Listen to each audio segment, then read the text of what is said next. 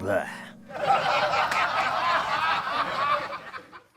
Riki, I have to confess something. You've fallen into a trap. You didn't realize this. You actually have fallen into a trap. You didn't realize that I am a massive, massive Misfits, Samhain, Danzig nerd that just loves these bands and wants to ask you every, question in the book about just hanging out with Glenn Danzig and just all of, your experiences. I've seen all your broadcasts. I didn't realize that you had done Loveline with Glenn Danzig as well. You did a whole bunch of stuff over the years. And what's interesting is the two of you are so synonymous with each other in a variety of ways, just from, it's like lore. It's like, I guess it's almost like internet lore in the sense of like, Ricky's, breaking Glenn's balls on Headbangers Ball. He's going to watch it, Riki, watch it. He's going to throw you into the fire, or you're in a German castle and that he's going to get so mad if you say Plan 9 or whatever. He's like, look, just going to finally do this. I'm going to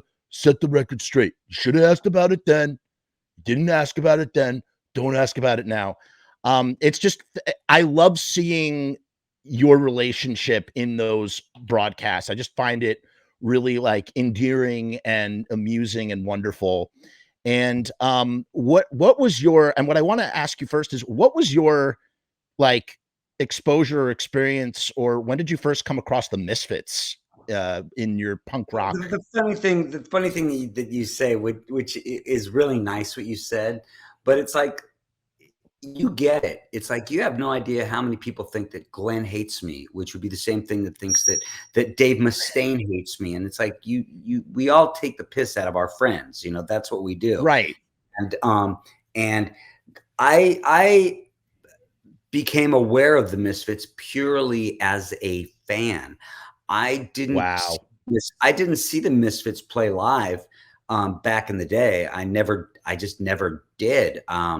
I think I was more on my West Coast thing. So I never really saw the Misfits. I used to listen to the Misfits, but even when I was on Headbangers Ball, I was listening to Misfits because the Misfits are fun. I like the Misfits. But I met Glenn through Headbangers Ball. And when he started doing all the records with Rick Rubin and everything, I was such a ridiculous fan that anytime I could say anything about Glenn Danzig's solo stuff, I could, because he's so damn good, And then he ended up just becoming it was just very, very nice to me and did many very, very nice things for me. And he always did kind of like, with a tongue in cheek. But when Misfits played last time, I went to go see them. And it was actually Doyle that took care of me, because I am friends with Doyle. And I got to see Glenn backstage, and everybody's like, Glenn doesn't see anybody backstage. And then we went and saw me, and it was just really neat seeing Glenn. And Doyle is just, there is nobody on the planet that is a bigger walking contradiction than Doyle, because Doyle is just like evil, menacing person. And the truth is, he's like this. If somebody said, like, what's one word you would describe Doyle, it'd be sweet. He's just a sweet guy. He's just a really nice guy. I really like Doyle. He's a caring person. So did it blow your mind being around back then, running in those circles, or, running in the circles that you ran, being aware of all that stuff, to see that they finally were going to have this reunion? And let me ask you this, as someone who was both around like the Guns N' Roses camp and whatnot, and the Misfits camp, which would you say? I think I know what you're going to say the bigger deal was. Do you think, what do you think was the more epic, bigger deal? Is that really putting you on the spot? You don't have to answer that if you don't want to. Yes. I mean, for me, okay, just keep it up with Misfits. I'll say this. I didn't think Slash and Axl would ever play together. I just didn't think that was ever going to happen. So the fact that it did was really, really great. But the Misfits, I just didn't think I'd ever get the chance to see. And then to go see them play in a huge huge arena sold out and be really fucking good. I mean, it was one of, actually, me and Ace, we flew to Philly to go see the Misfits. And it was one of my all-time favorite shows. I mean, the sound was terrible, and I think it was all done on purpose. Like, I think Glenn, because I think the sound was bad on purpose, because I think Glenn wanted it to feel like a club, because otherwise you think that Glenn would just get pissed off, like, it sounds like shit, it sounds muddy. But he didn't. He just played and played and played. And it was like, I don't know if you've seen the Misfits in the past 6 years or something. They're 3 times. They're so good. I was at that Madison Square Garden show. Was on that show. I like, here's the thing. If I never see it again, I'm like, it's okay, because that to me was like the pinnacle of just. And it was really surprising. Like when the Misfits got back together, never in a million years did I think they'd play at a place like Madison Square Garden or the Spectrum. And they did, and they sold them out. And I was like, are the Misfits that big? Like, I didn't realize the Misfits. And then seeing the people that were at the shows, and I was like, I didn't really realize that the Misfits were that big. Nothing is impossible in life if people are willing to pay Glenn and Jerry enough money that they will get on stage together and play together. There's nothing. I truly believe anything is possible in life, because that was so unlikely to ever happen. That was such a deep sort of, whatever you want to call it, riff, beef, whatever the thing, whatever the grudge was. It's just amazing that it and I always like to hear people's reactions. I'd love to hear your opinion on this. Why do the Misfits sort of get the metal pass? Do you know what I mean when I say that?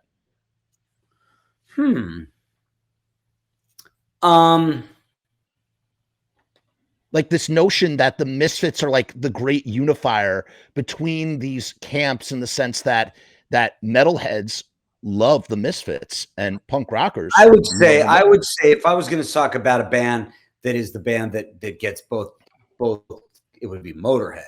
Well, yeah, Motor, of course, yeah. And to be honest, when I heard the Misfits were doing a reunion, it didn't feel right to me, to be quite honest. It was like the Misfits are doing a reunion, they're playing stadiums. It felt, and I hope none of them hear this and get mad at me. They won't. But it almost felt a little Hot Topic to me, that the Misfits were getting back together and playing a stadium. I went to the show and I was like, it was so good. Like, if they said they're playing right now and I have to fly across the country to go, I would go. I'd go see the Misfits a million times, because it was a really, really fun show. I don't want to think that the reason that they got the pass was because the guys in Metallica were wearing the shirts. I don't want to think that. I don't want to, but I wonder if that could have been a reason.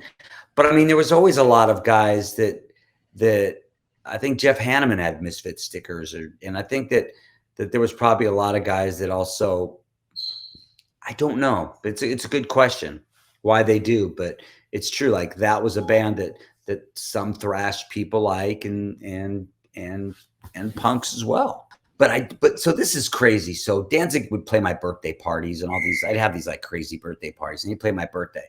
So I had this one club called Bordello that didn't get near the attention that Cat House did. But the truth is, Bordello was just rad, because it was a dance club with DJ Joseph Brooks, and it was very sleazy, very decadent. And obviously, like, you know, Glenn would go there because there was always beautiful women there and stuff like this.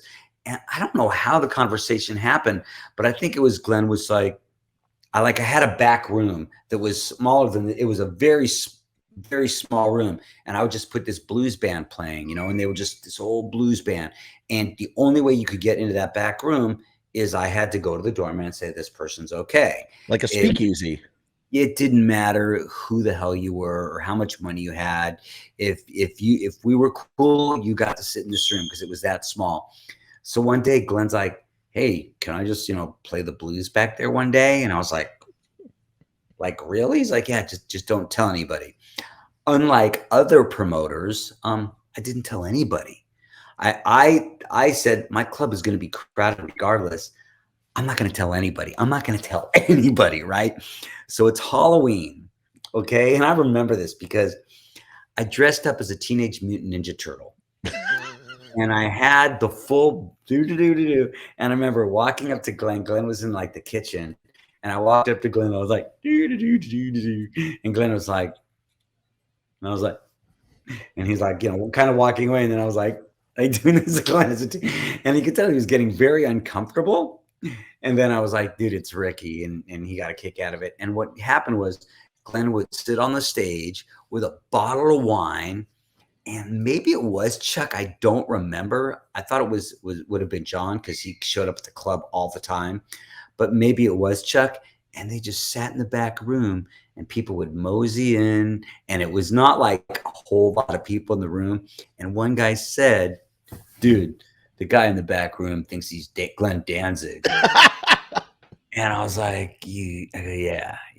Like most promoters would like, Glenn Danzig is playing my club in the back room. But I was like, fuck it. Let people just walk in and hear this dude playing the blues. And when it comes to just like, if there's any shows that you ever would like to hear, you'd love to be in a small club and hear Glenn Danzig singing the blues because he's good. He's so good. And I wish I could go back to that day to realize how special that is. It's like, you know, my life at that time was just so many incredible things happening that I never really stood back and took it all in. And I'd love to go back in that day and not be the club promoter and just sit back there and listen to him play the blues in my club because it was pretty rad. That is a pretty friggin' rad story. And I love the idea of just goofing on Glenn with in a costume, and then it's like you take it off or whatever, and it's like, oh, it was just Riki the whole time. Yeah. But that's what I mean when I say like that idea, that notion of the play. There was definitely, at least the way I read it when I would watch these videos that are now archived on YouTube forever. It always seemed playful to me. That's what it seemed like. I think he always wanted to be there's people that think that Glenn wanted to throw me in the fire. And I think he was always very like mean, kind of harsh to me. But every time, like if you watch some of the videos of me and Glenn, whenever he's saying stuff, it almost seems like he wants to start laughing. He wants to smile. He's hiding it. He's trying to hide the smile. But Erie Vaughn just wanted to be a dick all the time. Dick to me every single opportunity he could. He was just always a dick. He called you up on you guys were on Loveline, and he called up. Somebody called saying, hey, my girlfriend slept with Chuck, and like, you know, I'm really upset that Chuck slept with my girlfriend. Allegedly that Chuck slept with my girlfriend, and that he has a responsibility as someone who's famous to like not like, you know, wheeze on other people's girlfriends. And then someone right after that calls up, and it was Erie. Erie had called the Loveline, and while Glenn was on the air with you guys, and was just breaking balls about the whole Chuck thing. Give me 5 Misfits songs, 5 Samhain songs. Oh my God, 5 Danzig songs. Yes. Not into Samhain. Okay, that's fair. That totally respect. I don't. You should check them out, but that's fine. I know Ace tells me the same thing because Ace just loves Samhain. Yeah, Ace and I have spoken in depth about Samhain. I love Samhain too. We've had some of the guys from Samhain on the show. But you could just give me Misfits. Obviously, 77 to 83 Misfits, the original Misfits. Give me 5 songs and 5 Danzig songs that you love, that you just love. Okay, I'll tell you what. I'll give you a Danzig song that most people aren't going to think that I'm going to pick, but I always wanted to direct a video for, and I'm probably not even pronouncing it right. Sistinas is one of my favorite Danzig songs. I would have loved to have directed a video for that. I had a great idea for a video. What was your idea? It was that there was I'm getting goosebumps because my vision, I can't really transfer, but it was black and white, like an old 50s film. And when there was this vision of this woman that was just kind of floating over like a dead man's curve, and you heard that, oh, And these guys would just like look, and they would just drive right off the cliff, you know, because they'd be lured by this beautiful vision of this woman that didn't really exist. And what she would do is she would get all these guys to die to drive off the cliff. It was kind of weird. And it was all like a 50s noir film that with Danzig and like I said, you know, with Misfits, I like to pick things that are a little bit different. Like, you know, everybody's like, oh, I love Eagles Stare. And I love all that stuff too. But I just really love the pure rockabilly of American Nightmare. You know, that's just pure rock, you know, and I love rockabilly.